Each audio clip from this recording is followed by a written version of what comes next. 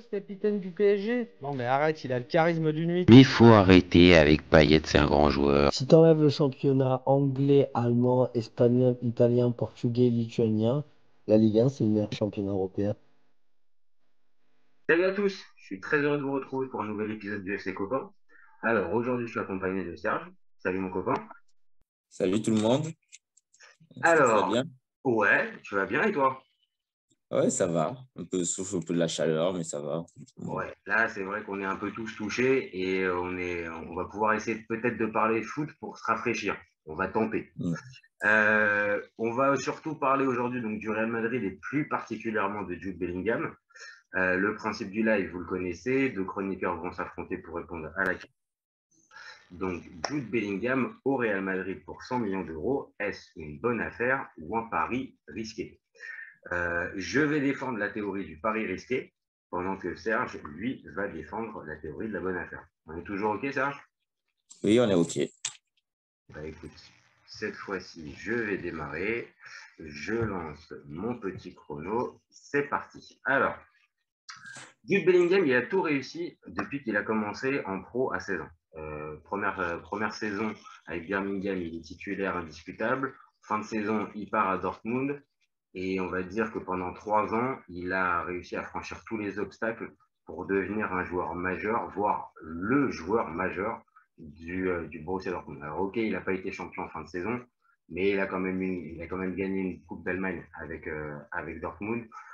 Et donc, c'était assez logique qu'il y ait pas mal de clubs qui lui fassent la cour cet été, dont les plus grands. Et donc, c'est le Real qui l'a emporté pour 100 millions d'euros. Alors, pour moi, cette somme, c'est un pari risqué parce que il y a plusieurs raisons pour ce pari risqué. Alors, je sais bien que tu vas me dire, c'est le marché qui est comme ça en 2023. C'est un joueur énorme qui peut marquer de son empreinte sa génération. Et ça, je l'entends. Mais par contre, si je parle de paris risqués, c'est parce que le Real, ces dernières années, ils n'ont pas fait d'opération similaire. Alors, quand je parle de similaire, c'est-à-dire 100 millions d'euros pour un joueur de à peine 20 ans. On rappelle juste, hein, il vient de fêter ses 20 ans. Ces 5 dernières années, les plus gros investissements en termes de jeunes joueurs pour le Real, c'est Jovic, 63 millions, et Tchouaméni, 80 millions. Jovic, c'est un énorme échec, et Tchouaméni, il sort d'une saison mitigée.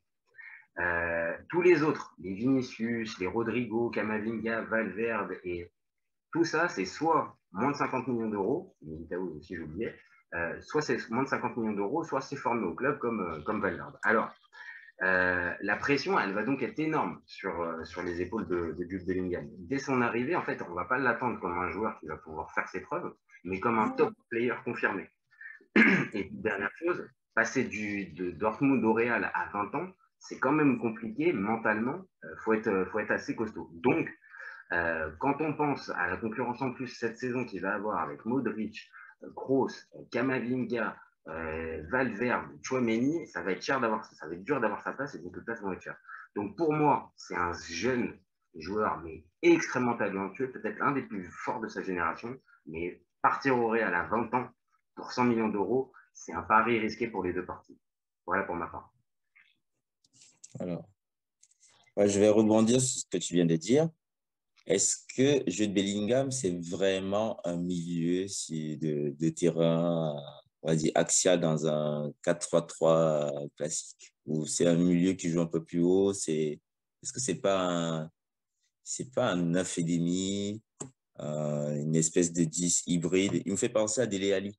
Pour moi, il joue un peu plus haut. Tu peux pas le compter dans le milieu un peu classique à 3 comme le Real aime jouer depuis des années. Le Real va sûrement changer de manière de jouer. Donc, c'est un joueur vraiment beaucoup plus offensif que les profils qu'on a cités précédemment.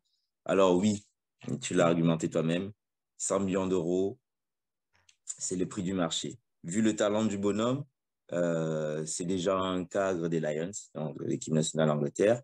Il y a un facteur plus avec ce joueur. Il ne ressemble pas à ce qu'on a vu depuis des années.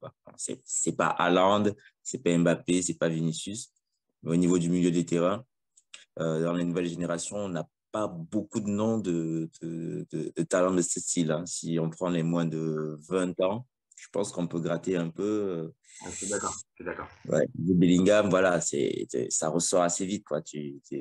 Donc pour moi, si tu prends Tchouaméni à Monaco pour 80-85 millions, Jude Bellingham, il fait une saison similaire avec peut-être plus d'impact. Il peut même être champion d'Allemagne dans d'autres circonstances. Tu te dis, c'est un prix peut-être même dérisoire. Quand on va voir la suite, quand on voit des Rice partir pour on ne sait pas combien. Voilà. Euh, un talent de ce style, tu mets 100 millions, nous, ça nous fait crisser, mais c'est c'est un pari moindre, moi, je vais dire. Et en plus, voilà, on est sûr du talent du bonhomme. Donc, voilà. Personnellement, il y a pas de grand risque dans l'affaire. Ils ont mis 100 millions sur Eden Hazard, à qui restait un an de contrat à près de 30 ans. Là, le mec, sur ce type de joueur, avec une possibilité de rebondir, il l'a déjà prouvé à Dortmund, avec un club à pression populaire, une vraie culture club. Donc, ça veut dire que c'est quelqu'un qui connaît, qui, Ah, je suis qui sait, d'accord. Après, qui gars, assume. je te laisse conclure parce que là, on est bien au niveau du timing. Vas-y, vas-y. Et après, comme ça, on peut lancer pour le débat. Là, Oui, je dis, c'est quelqu'un qui a déjà des responsabilités à haut niveau dans un club où les enjeux sont vraiment importants. On est qui vient de la, entre guillemets, ce qu'on va appeler la D2 européenne de Dortmund. Et là, il franchit un palier pour jouer au top du top. Bellingham, voilà, c'est un joueur fait pour jouer au PSG, à City, au Real, au Bayern, quoi. C'est ce ok. type de joueur. Ok, alors moi je vais te répondre. En fait, encore une fois, l'idée c'est pas du tout de parler de la qualité du joueur, parce que la qualité du joueur, on va vite être d'accord. Pour moi, oui, typiquement, c'est un joueur qui est capable de jouer partout.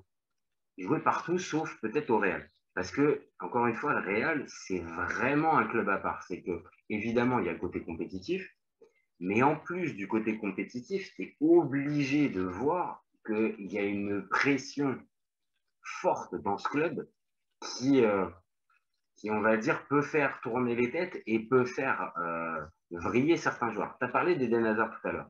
C'est pas les mêmes cas parce qu'évidemment, ils n'ont pas les mêmes âges, ils n'arrivent pas avec les mêmes statuts et avec la même envie. Mais quand on voit ce qu'a pu faire un transfert à plus de 100 millions d'euros pour Hazard, qui était un top joueur confirmé et qui est devenu l'ombre de lui-même derrière, attention. Et comme j'ai pris les deux exemples, Jovic et Tchouaméni, attention, hein, c'est quand même deux gros achats. Et ces deux gros achats-là, c'est pas de réussite. Tchouaméni, je mets ça entre deux. On va voir, on va un peu mieux voir cette saison. Mais tous les autres qui sont venus, ils sont pas venus avec le même statut et surtout, ils ont eu le temps de venir, ils ont eu le temps de s'adapter. Là, Bellingham, il va être mis directement dans la cour des grands et à 100 millions d'euros, mon bonhomme, on t'attend direct en fait. Alors, mais est-ce qu'au Real, quand tu mets 100 millions d'euros sur toi, t'as la pression parce que tu coûtes 100 millions d'euros? Ou c'est juste, tu rentres dans une espèce de machine, c'est un peu comme si tu signais, je veux dire, aux Lakers, au basket, ou même au Barça. Ça veut dire qu'on te paye très cher, mais les attentes, c'est par rapport à ce que tu vas fournir sur le terrain, mais il y a moins d'attentes que si t'es pas le transfert de l'année, en fait. Tu es un joueur très talentueux, mais tu deviens un joueur lambda, entre guillemets, parce que la maison est plus forte dès que tu arrives au Real. Bellingham, c'est pas la star du Real l'année Non, prochaine. c'est pas la Il y star, a mais toujours le beach, il y a toujours Kroos, il y a toujours les cadres du vestiaire. Voilà, il y aura une éducation. je suis d'accord. C'est pas Mbappé qui signera au Real demain. Voilà, si Non, on peut bien dire sûr, tu as raccourci. raison. Il n'aura pas la Voilà, même exposition. Il n'aura pas la même exposition qu'un top player, voilà. entre guillemets, plus offensif. On va pas se mentir, c'est plus le côté offensif qui rentre en ligne de compte dans ces cas-là. Vu que lui, il est milieu de terrain, plutôt box-to-box, certes, qui peut être un peu attiré par le but, mais c'est quand même plus un joueur qui va faire que le jeu du Real soit plus fluide. Donc, on va quand même l'attendre un minimum sur les buts, les passes décisives.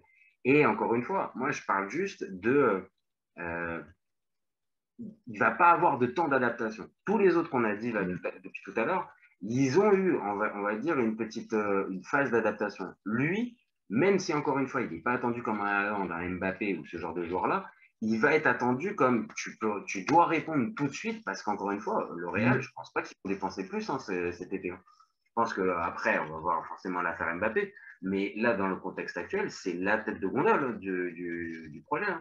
Mais Mercato, oui. du mercato. Mais le Real a plus besoin d'un finisseur et il n'aura pas cette pression-là. Peut-être qu'on va lui demander un T'as peu raison. plus. T'as raison. Voilà. Ouais. Peut-être qu'ils vont être obligés de changer la manière de jouer aussi, le Real. Est-ce que Vinicius, on va lui demander plus de responsabilités offensives? Euh, Ça peut être. c'est une vraie question derrière. Est-ce qu'il va devenir une espèce de Müller, de Jamal Musiala? Ah, il y a des petites questions comme ça au niveau de dispositifs tactiques. Moi, c'est plus là la question. Comment on va jouer le Real désormais? Bah, peut-être que tu as Maintenant que raison. Benzema, voilà. Peut-être qu'avec l'arrivée de Bellingham, ça va peut-être changer la manière de jouer du Real. Peut-être un milieu à 4, peut-être passer à quelque chose de différent. Encore une fois, je ne sais pas, mais c'est vrai. Le Real, et ça paraît évident, le Real n'a pas dépensé 100 millions pour attendre, on va dire, 2 ans pour avoir le maximum de Bellingham. Ils vont l'attendre tout Oui, de suite. Donc, pour avoir le maximum de chances de le mettre bien, bah, peut-être il faut trouver le schéma tactique qui peut contenter tout le monde, dont Bellingham. Maintenant, tu as raison. Si Mbappé vient à signer, il y aura un finisseur et c'est sur lui que restera la grosse voilà la de la question. Ouais. pression. Voilà, donc, ouais, pour moi, c'est plus la question. Alors, Bellingham, ouais, c'est peut-être le top jeune de moins de 21 ans qui était disponible sur le marché. Le Real a sauté dessus pour verrouiller et avoir un talent de plus. S'il ne réussit pas, le Real Madrid, c'est le plus grand club du monde, même si ça me fait mal de dire ça. Euh, Ah, les 14 Ligues des ils vont- Champions, hein, ça joue. voilà, 2024, ils vont aller sur le marché, ils prendront quelqu'un d'autre. Comme Hazard, Hazard n'a pas fonctionné, ça n'a pas été la fin des temps. Ils sont allés chercher, ils ont lancé du Rodrigo, du Vinicius, euh, et ils ont pris le temps. Et eux, ils avaient coûté 40 millions, ils avaient 17 ans. C'est pour dire que si tu extrapoles 40 millions à 17 ans pour des jeunes Brésiliens qui n'ont jamais rien montré et 20 ans qui a déjà prouvé, Mhm. on est sur les mêmes prix. Euh, Est-ce qu'on est sur les mêmes attentes? Moi, je dirais oui, parce que c'est des clubs d'hommes. C'est pas des clubs pour des gamins. On le voit avec Tchouaméni. Les Oui, grands clubs, c'est ça. voilà. On te demande Après, de t'affirmer. 80 millions, première année, tu fais une saison top. Limite, on commence à réfléchir si on te donne les clés du milieu de l'équipe de France. Tu te blesses, tu joues moins bien. On met Tchouaméni, on met quelqu'un d'autre, tu es sur le banc et il n'y a personne qui pleure. non, non, c'est sûr, Voilà, c'est sûr. c'est En ça les fait, grands clubs, en fait. ça, c'est que Oui. après, là, ce qu'il a pour lui, et ce qui va dans ton sens de la bonne affaire, c'est qu'il a eu, à la différence d'un Tchouaméni, il vient de passer 3 ans à Dortmund. Donc, avec une forte pression quand même, des fortes attentes. Alors, ok, il n'a pas été champion à la fin de saison, mais il gagne quand même une Coupe d'Allemagne. Il a réussi, on va dire encore une fois, à se faire accepter par les supporters, par l'encadrement et par l'ensemble du club, comme encore une fois et je regardais ça juste avant de lancer le débat, comme un vrai joueur important dans l'histoire du club. On parle Oui. vraiment d'un joueur qui, alors qu'il a fait que 3 saisons, mais vraiment, Ouais. son impact a été énorme. Et Chouameni, lui, sortait de Monaco. Donc forcément, le gap Monaco-Real Madrid en termes de pression et en termes d'exigence, forcément, il y a un moment donné, c'est difficile de passer là. Oui. Non, voilà, oui, oui. Où tu aurais pu me coincer, ça aurait été les chiffres. Est-ce que le Real a vraiment fait un gros pari? Ah, Euh, en fait, je vais te dire, je ne l'ai pas fait parce que pour moi, le pari, vraiment, encore une fois, il se limite au prix payé. Parce que sur la qualité du joueur, honnêtement, je vais avoir du mal, en étant très honnête, à, on va dire, à critiquer. Et même si, quand on regarde un peu les stats, oui, il a plus marqué cette saison quand même. Il est un peu il est un peu plus décisif et un peu plus de passes décisives. Mais honnêtement, pour l'avoir vu jouer, que ce soit pendant la Coupe du Monde, en Ligue des Très beau, Champions, très classieux, oui. c'est un énorme joueur. Enfin, ça se voit.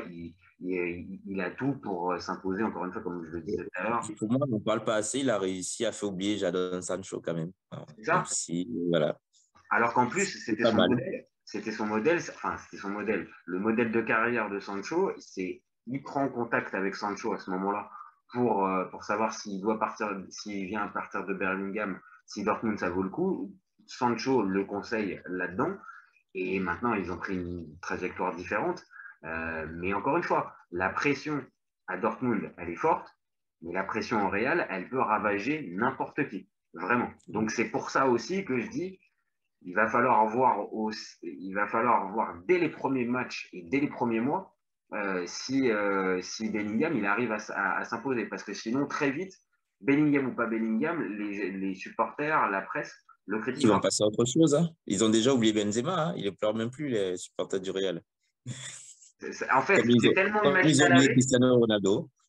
C'est ça, c'est tellement une machine à laver qui est capable de pouvoir passer d'un joueur à l'autre en l'espace de quelques jours, quelques semaines, que, attention, il faut bien être conscient que ce club-là, il est vraiment particulier et s'y imposer à 20 ans, c'est un sacré pari, encore une fois pour moi. Maintenant, oui, vu comment est le marché, bah oui, 100 millions d'euros, maintenant, malheureusement, c'est le prix pour ce genre de joueur. Et sur ça, tu as raison. Je peux pas te dire le contraire. Oui, c'est même des soldes pour ce type de joueur. Hein. Je Ouais, sais pas combien limite, d'années limite. il restait. Alors que pour moi, ce genre de truc, ce genre de montant-là, enfin, ça doit Ouais. être dans des sphères. Maintenant, j'ai compris, le marché a aussi à changer.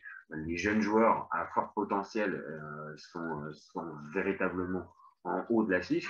Bon, bah, ok, Bellingham, c'est logique qu'il soit en haut de l'affiche et transféré. Ouais, il n'y en a plus beaucoup tant que ça, hein, de forts jeunes à créer au potentiel à ce niveau. Hein, quand on regarde, à moins que tu trouves des Bukayo Saka que tu veux y acheter. Mais même les prix, je pense que ça, on va peut-être frôler l'indécence si on se dit combien coûte Haaland en ce Oui, moment. oui, Un c'est ça. demi-milliard d'euros. Tu vois, par exemple, on est en train de rigoler, mais moi, perso, si personne ne met 350 millions ou 400 millions sur Haaland, il ne bouge pas. Quoi.